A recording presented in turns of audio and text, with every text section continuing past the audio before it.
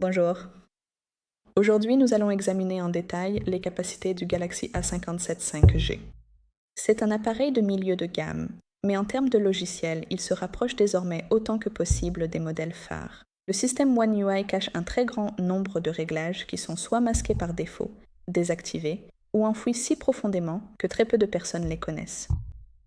Et j'ai sélectionné 15 fonctionnalités allant de l'optimisation basique de l'interface à l'utilisation de l'intelligence artificielle, et nous allons passer en revue chacune d'elles afin que vous puissiez configurer votre smartphone avec moi.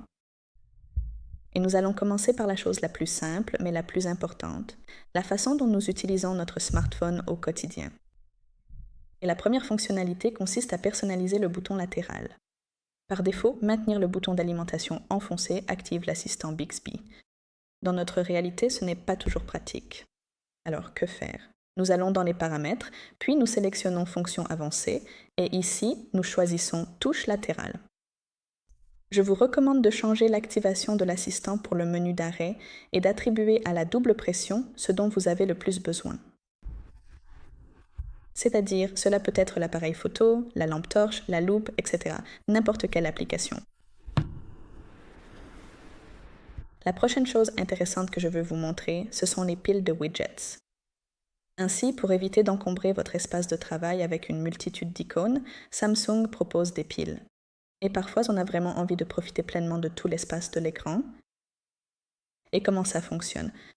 On maintient un widget et on le fait glisser sur un autre de la même taille. Basculer entre eux par simple balayage. Cela vous permet de garder le calendrier, le lecteur de musique et la météo sur un seul écran sans créer de chaos sur votre affichage. Ensuite, dans la section Information sur le logiciel. D'accord, laissez-moi le trouver maintenant. À propos du téléphone, sélectionnez Information sur le logiciel et ici nous avons le numéro de build. Nous appuyons dessus 7 fois. C'est pour déverrouiller les options développeurs car je vais vous montrer la prochaine fonctionnalité. D'abord, nous devons ouvrir le menu des options développeurs du système et une fois à l'intérieur, nous allons chercher attentivement les options spécifiques d'échelle d'animation. Ici, nous avons animation de fenêtre, animation de transition et échelle de durée de l'animateur. Et nous changeons la valeur ici donc de 1 à 0,5. Et le système commencera à afficher les transitions 2 fois plus rapidement et le smartphone semblera beaucoup plus réactif. Ces 3 réglages sont la base. Nous avons supprimé les délais inutiles et préparé l'espace de travail. Et maintenant, passons à la partie la plus intéressante. Ce sont les fonctionnalités Galaxy AI. Et la première fonctionnalité est Circle to Search. C'est la fonctionnalité dont on a le plus parlé ces dernières années. Si vous voyez des baskets, de beaux bâtiments, du texte dans une langue étrangère ou vraiment n'importe quoi à l'écran, il vous suffit de maintenir enfoncé soit la barre de navigation, soit le bouton d'accueil, puis d'entourer l'objet que vous souhaitez rechercher. Et Google trouve instantanément des informations sur cet objet. Et cela fonctionne dans n'importe quelle application, même à l'intérieur d'une vidéo YouTube, sur Instagram ou dans la galerie. La prochaine fonctionnalité que je veux vous montrer et dont je veux parler est l'édition photo générative. Qu'est-ce que c'est? Nous ouvrons n'importe quelle photo dans la galerie et nous appuyons sur l'icône avec les étoiles. Mais avant de commencer, vous devez également vous assurer que vous êtes bien connecté à votre compte Samsung personnel pour utiliser cette fonctionnalité. Ensuite, une fois que c'est fait, nous pouvons sélectionner l'outil Gomme d'objet et choisir soigneusement un objet que nous voulons retirer de l'image. Par exemple, sélectionnons celui-ci et appuyez sur Effacer.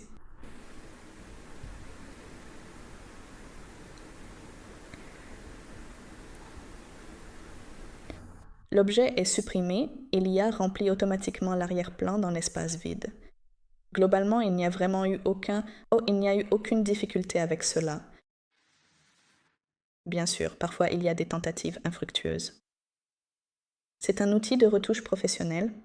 Maintenant, il est disponible en seulement quelques clics. Ensuite, il s'agit de créer des autocollants. C'est-à-dire que nous pouvons sélectionner un objet sur une photo.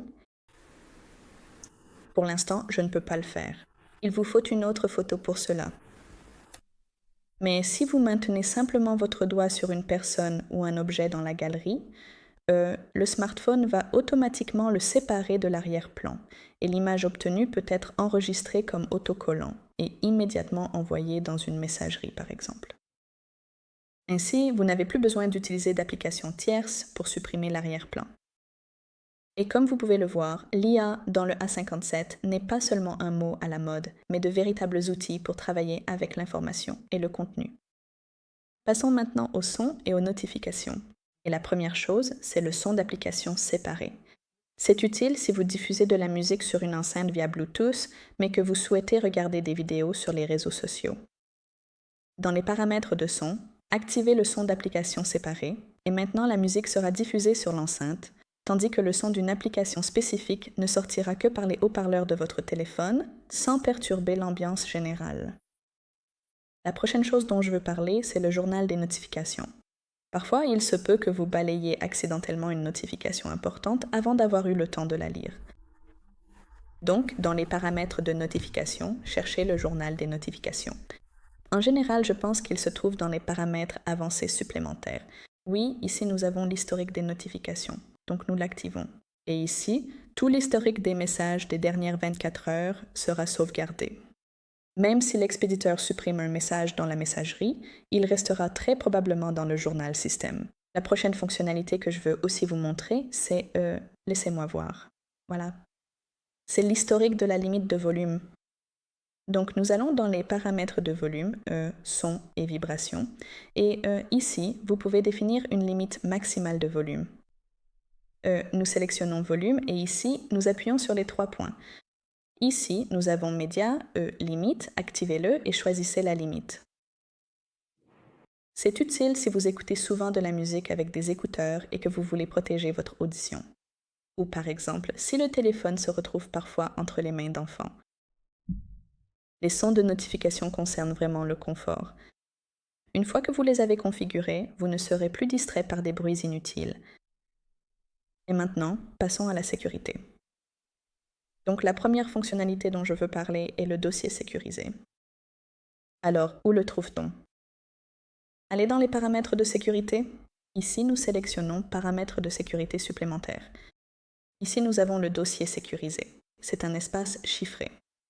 Tout ce qui s'y trouve est protégé par un second mot de passe. Vous pouvez y conserver des copies d'applications provenant d'autres comptes ou des documents confidentiels. La prochaine chose dont je veux parler et vous montrer, c'est la sensibilité de l'écran.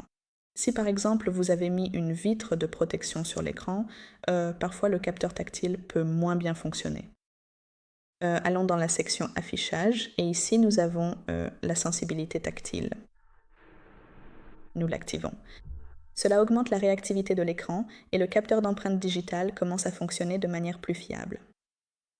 Une autre fonctionnalité est le mode maintenance. Si vous devez envoyer votre téléphone en réparation, activez ce mode dans le menu Entretien de l'appareil et le smartphone redémarrera en masquant toutes vos données. Cela signifie les photos, les mots de passe, les discussions. Le technicien pourra tester les fonctions du téléphone, mais n'aura pas accès à votre vie privée. La sécurité sur les appareils Samsung est mise en œuvre à un niveau élevé et ces fonctionnalités vous donnent la certitude que vos données sont sous contrôle. Et maintenant, nous passons à la dernière section. Il s'agit des gestes et de la batterie. Et la prochaine fonctionnalité est la capture d'écran avec la paume de la main. Bien sûr, ce n'est pas pratique pour tout le monde, mais dans l'ensemble, cela fonctionne. Donc, au lieu d'appuyer sur des boutons, il suffit de faire glisser le tranchant de votre paume sur l'écran. C'est la façon la plus rapide de faire une capture d'écran sur un Samsung. Vérifiez si cette option est activée dans le menu Mouvement et Gestes. Ensuite, ce que je veux vous montrer, c'est la protection de la batterie. Si vous prévoyez d'utiliser votre smartphone pendant longtemps, vous pouvez activer la protection adaptative de la batterie. Ici, nous avons la protection de la batterie dans les paramètres de la batterie et nous activons cette protection. Ensuite, ici, nous pouvons activer soit la protection de base, soit la protection maximale. Et ici, vous pouvez choisir le pourcentage jusqu'auquel l'appareil se chargera. Aussi, si nous avons activé la protection de base, nous pouvons activer la protection SL Sleep Time. Tout cela ralentit considérablement l'usure de la batterie au lithium. La prochaine fonctionnalité est aussi vraiment géniale. Je l'aime vraiment. Ce sont les modes et scénarios. C'est de l'automatisation. Par exemple, vous pouvez créer un scénario lorsque je me connecte à mon Wi-Fi domestique, désactiver les données mobiles et activer le mode lecture. En d'autres termes, le smartphone s'adapte automatiquement à votre mode de vie. Il y a déjà des scénarios prédéfinis ici. Vous pouvez appuyer sur Ajouter plus et les personnaliser. Et voilà comment nous avons couvert les 15 points principaux. Bien sûr, il y a des centaines de réglages dans One UI, mais c'est la base la plus utile pour les propriétaires du Galaxy A57. J'espère que cette vidéo vous a été utile et que vous avez découvert quelque chose de nouveau ou vous êtes souvenu de quelque chose d'ancien. Écrivez dans les commentaires quelles fonctionnalités vous utilisez le plus souvent. Merci d'avoir regardé, abonnez-vous à notre chaîne et mettez-nous un like. Au revoir.